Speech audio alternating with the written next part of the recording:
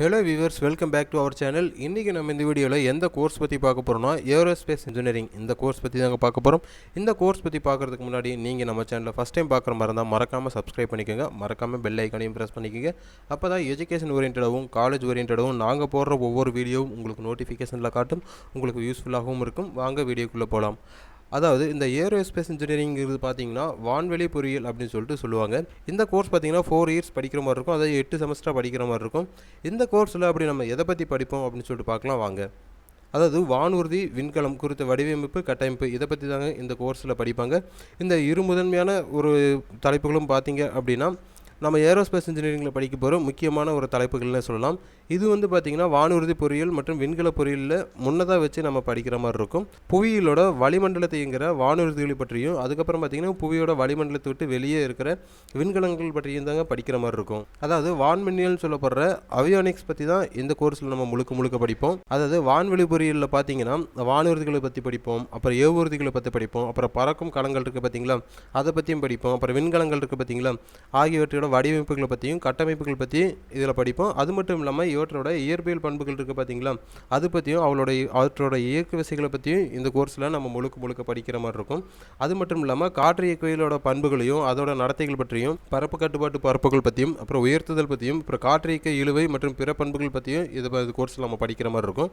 இந்த கோர்ஸ் பார்த்தீங்கன்னா ஃபஸ்ட்டு வான்கல வேட்டு பொறியியல்னு சொல்லப்படுற ஏரோநாட்டிக்கல் இன்ஜினியரிங் தான் அழைக்கப்பட்டது. அதுக்கப்புறம் பார்த்திங்கன்னா பரப்பு தொழில்நுட்பம், அப்புறம் மேம்பாட்டு விண்வெளியில் இயங்குகிற களங்களை பற்றி படிக்கிறனால இது வந்து வான்வெளி பொறியியல் அப்படின்னு சொல்லிட்டு வழக்கில் வந்திருக்கு. இந்த கோர்ஸ் படிக்கிற ஸ்டூடெண்ட்ஸ் பார்த்திங்கன்னா பறக்கும் ஊர்திகளோட உறுப்புகள், அப்புறம் தொடர்ந்த வளிமண்டல அழுத்தத்தில் என்னென்ன அழுத்தங்கள் இருக்குது, வெப்பநிலை மாற்றங்களால் உருவாகிற கட்டமைப்புகளுக்கு வந்து என்னென்ன பாதிப்புகள் ஏற்படுது, அந்த கட்டமைப்புகள் வந்து வெப்பநிலை காரணத்தினால எந்த அளவுக்கு பாதிக்கப்படும், அந்த பாதிப்பிலிருந்து நம்ம அந்த கட்டமைப்புகளை வந்து நம்ம எப்படி அதிலிருந்து பாதுகாக்கணும் அப்படிங்கிற பற்றியும், அந்த உறுப்புகளை வந்து எந்த விதமான தொழில்நுட்பத்தை பயன்படுத்தி நம்ம தயாரிக்கிறோம், அதுக்கப்புறம் பொறியியல் புலங்கள் சொல்லப்படுற கூட்டு வடிவமைப்புகள் இருக்குது பார்த்தீங்களா அதை வந்து நம்ம எப்படி உருவாக்குறோம், அதுக்கப்புறம் காற்று இயங்கியல், காற்று முன் செலுத்தம், அப்புறம் வான்மின்னியல், பொருள் அறிவியல், அப்புறம் கட்டமைப்பு பகுப்பாய்வு, அப்புறம் பொருளாக்கம் இதை பற்றியெல்லாம் வந்து இந்த தொழில்நுட்பத்தில் நம்ம படிப்போம்.